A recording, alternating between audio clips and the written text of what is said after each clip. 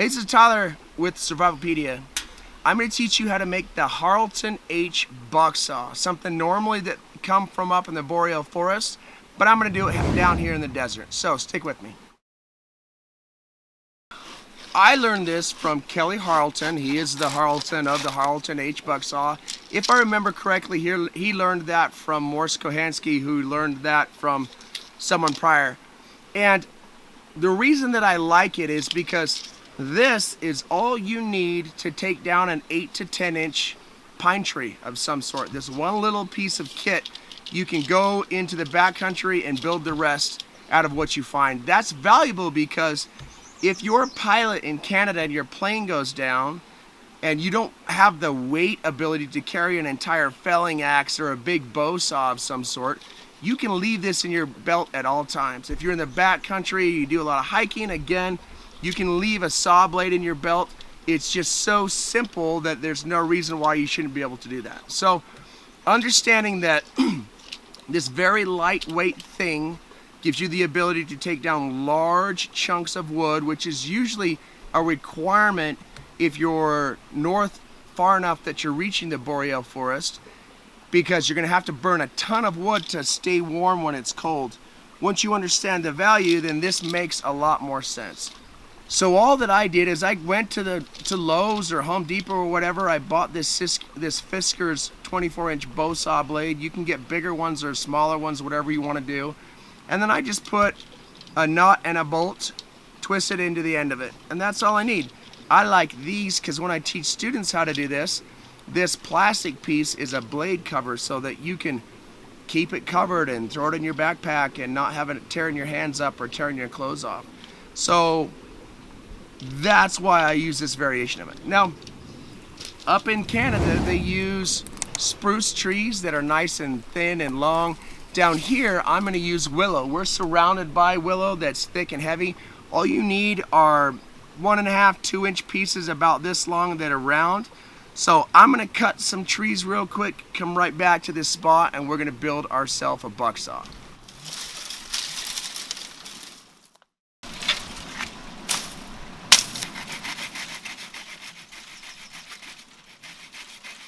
The cool thing about the Harlton H Bucksaw is there's only 3 pieces. You got your centerpiece and your 2 vertical pieces and then some cross string. So in order to measure my centerpiece, I need something mostly straight. And I need it to be the length of the blade, not the attachment on the outside. I also want to cut it a little bit long so as I form the shape, I can shrink it just a little bit. And I'm going to pull this into right about here because this is the straightest part. I'll take this piece off, cut that piece. So right about here and right about here. That's what I'm going to use for my centerpiece. I'll do a quick rose cut to take this off.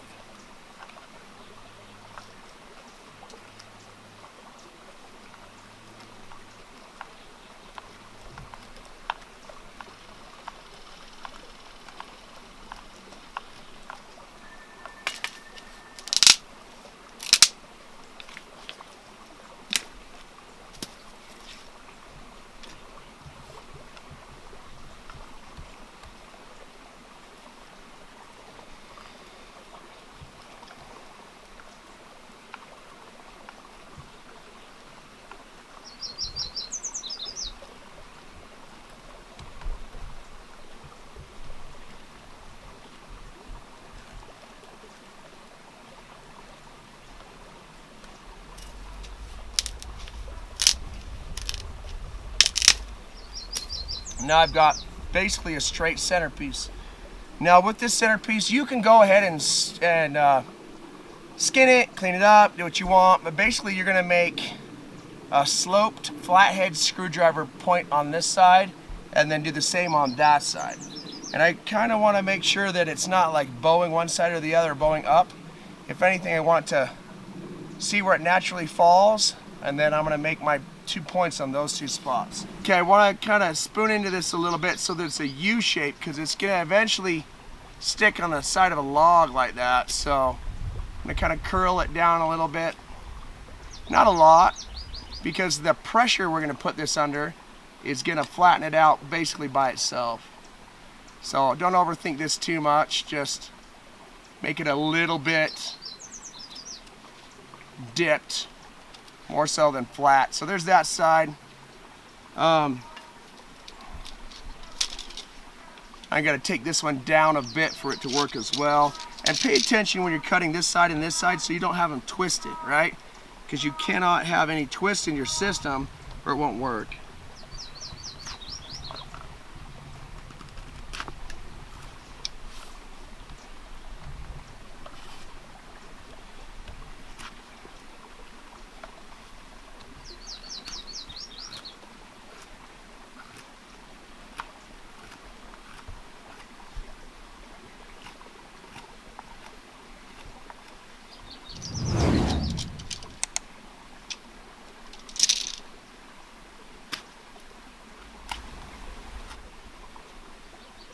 Pull these little chunks of bark off because they're just going to splay out if I don't. So now I basically have that centerpiece done, right? And you don't want to make it too small because you do want these outer pieces to bend a little bit. So you got to force it to be a little bit larger. Okay, now I'm going to create the outer pieces.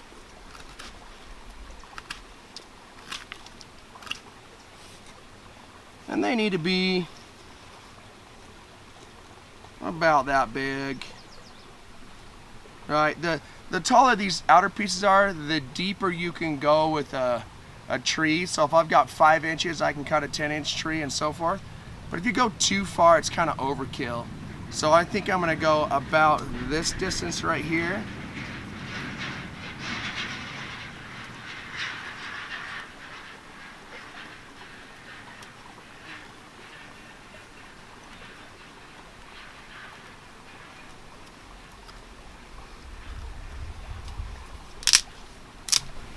Alright, so I've got 2 end pieces, and if you can imagine, my saw is going to work like this. And then I've got these 2 pieces.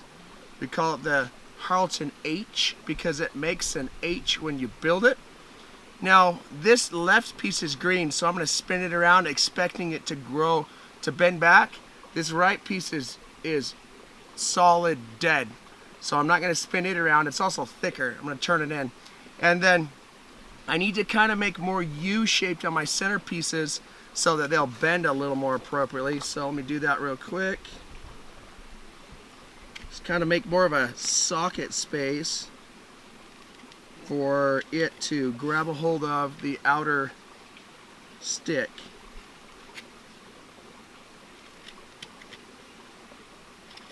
And then whenever you're doing this, when you want it to last, you don't want it to splay out, kind of cut the edge of the pointed parts off where you've got 90-degree angles. Just smooth them down, and it keeps them from splaying out later on when it dries. Kind of just killing those little tips.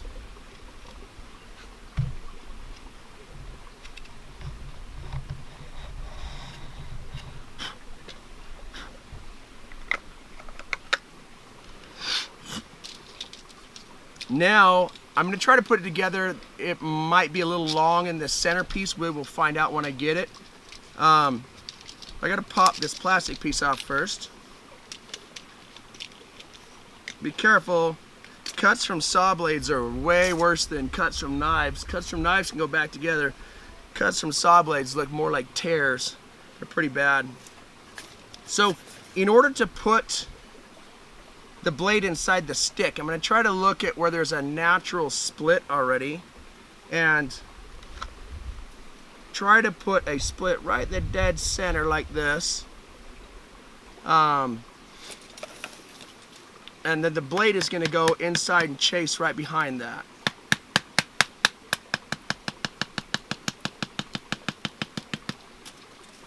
So I put my saw blade just like this. Now when I do this, I want to balance this. Everyone wants to screw the bolt and nut all the way together. You don't actually want to do that. You want it to be just the nut just should be barely on the bolt, just enough that it won't come off. And then you kind of center balance it, so when you do get it in there deep enough, and pull my blade out,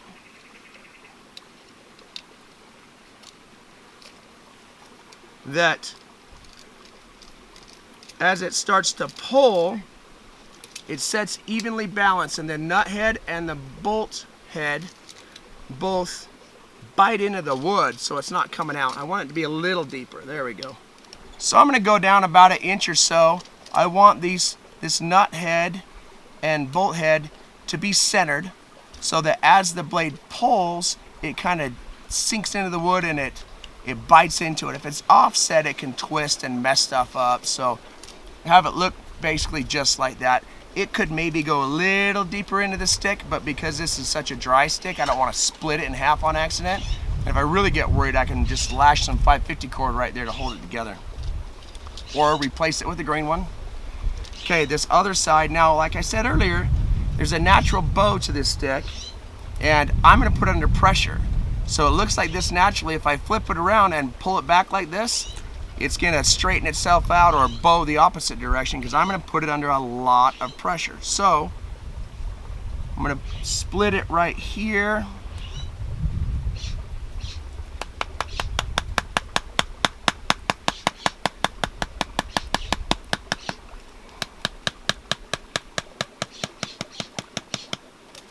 And then I'm going to run the bolt or the blade right in the back of that. Should have popped it in a different direction.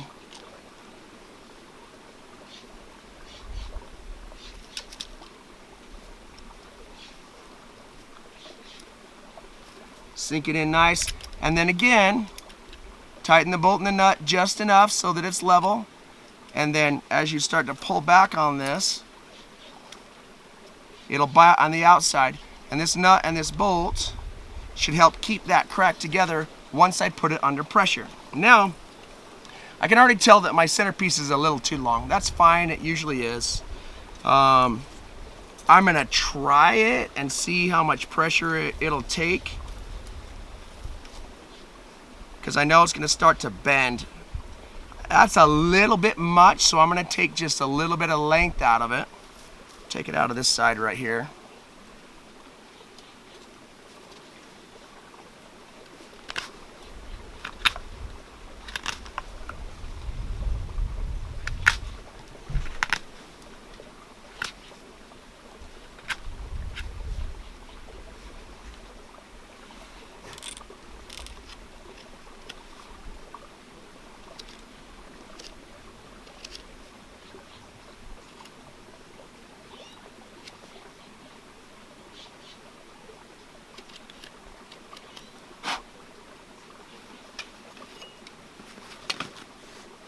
So now,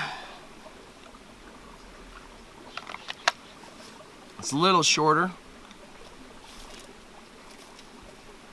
You can start to see how it's going to kind of take shape. This side has a good U shape in it, this side does not. Cut that down a little more.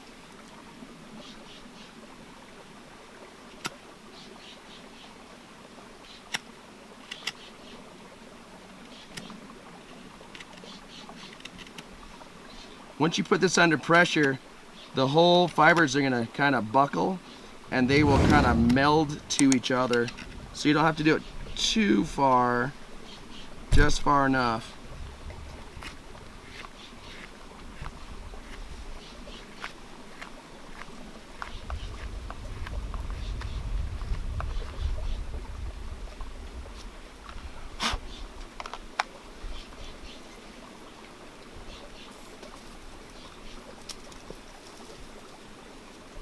There we go. It's starting to look a little more like I want it to. Do not cut this stick or this stick right here to create a notch. It'll buckle and fall apart. You want to just add so much pressure to it that it locks itself in place instead of cutting it. Don't violate the growth ring like we say in bow making. Okay, now some 550 cord. I try to reuse stuff that's already got a knot in it, so that I'm not wasting a bunch of string. This is a string that come off of a poncho that I had to reset earlier.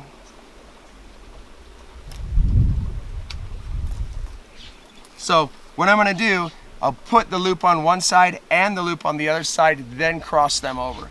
People get confused with this part. I'm going to measure from this angle to this angle. So from the top of one side to the bottom of the other side. And that's basically the knot that I need. Okay? You can already tell it's basically going to be the length of this stuff that's already together. So I've basically made 2 loops. I'm going to burn this down because I'm using a square knot. And a square knot is not the best knot to tie 2 ends together under pressure. So if I just burn these and glue them tight, that'll help this string to not lose the square knot, not blow apart. Because it's going to have a lot of pressure under it.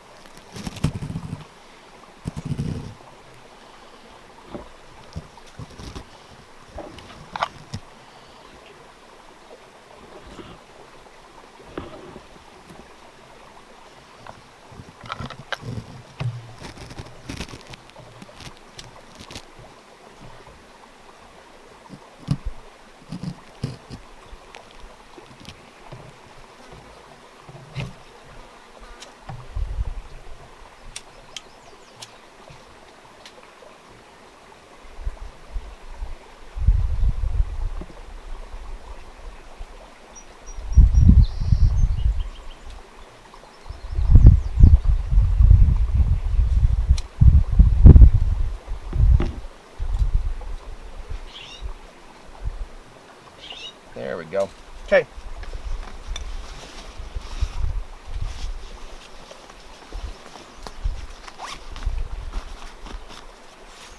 So now that I've got 2 loops, the part that throws people off is getting this thing to put together so that you can use it. So I'll lay it on the ground like this. Get rid of that thing. And then I will take a loop on one side at the bottom and a loop on the other side at the bottom. Get it nice and snug, and this will go over the top of this side and then over the top of this one. Pull it nice and snug again, and that's where it's going to stay. Now I have to create 2 quick paddles so that I can tighten these up. You can basically use just about any piece of wood that's laying around. I'm going to split my baton stick. I'll split this stick and just make 2 quick paddles out of this guy right here.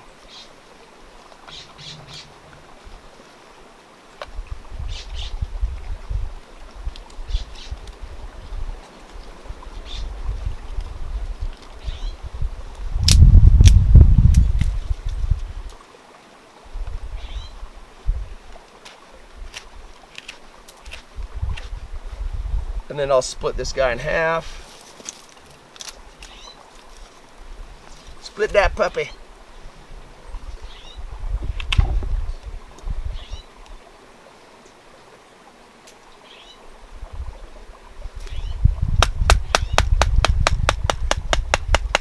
Oh, smells like salicylic acid. That's definitely willow. Now, these paddles are too big, so I got 4 paddles really. Split that in half.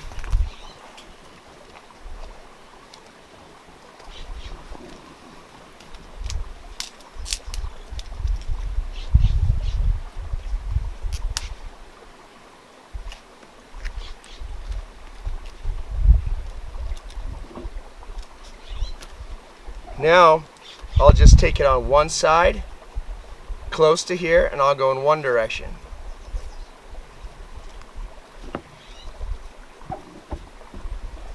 Kind of want my paddle to be a little bit bigger than that.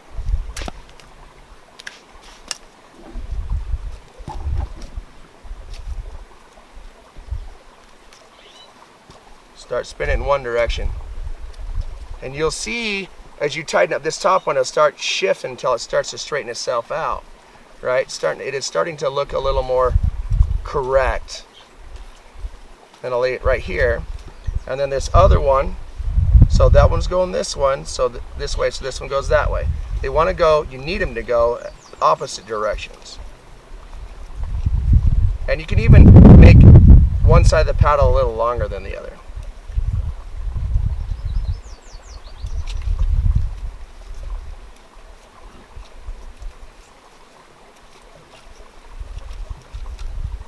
That's got a lot of pull on it.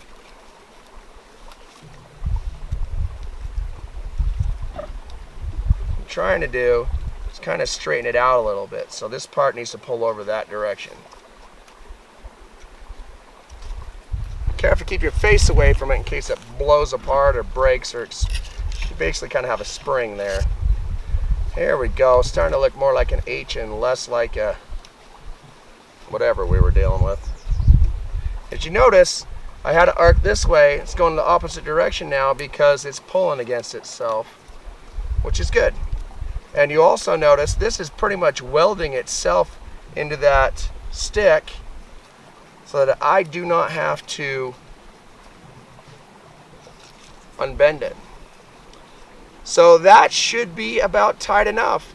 All I have to do to undo this is loosen it up. This is not good because that's come low, so I'll move it back up in a minute. But all I have to undo this is to detach this and put all those things in my backpack, and I can replace this thing. I usually end up having to cut a little off the top of it, which is fine. And I will pick that up in a second. I'll just go like this. You can use 2 people on this saw. You can use it all by yourself and get a spot started.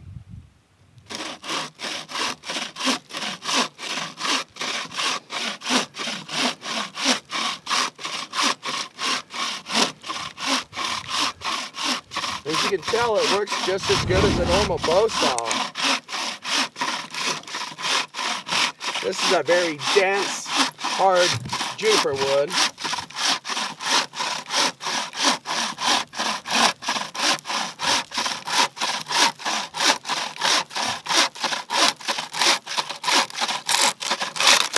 And that's a lot faster than try to cut through that with a knife or a hatchet or something. So that is how you make the Harlton or Harlton H Bucksaw. I think it's great for pilots, it's great for soldiers, anyone with a survival belt or just some room in your backpack to throw that in there and run with it. Hopefully that's valuable to you. If you've got questions or anything I didn't explain properly, let me know. If you've got things that you want to see in videos in the future or comments you want to drop, leave them down below. Hit the subscribe button because we've got more content coming to you. Hit the like button, and thank you for watching.